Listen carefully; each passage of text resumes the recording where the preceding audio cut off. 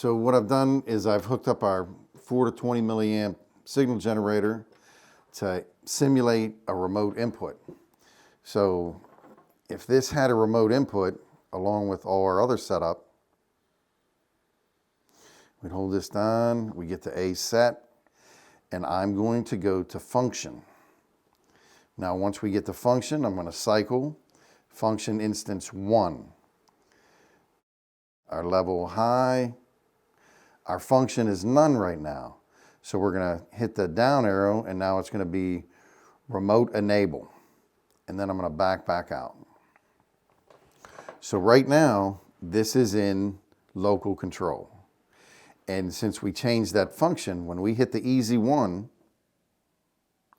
we are now in remote, which means it's accepting a 20 milliamp signal from our signal generator, which corresponds to our maximum temperature, 550. And as you see, I can't change this.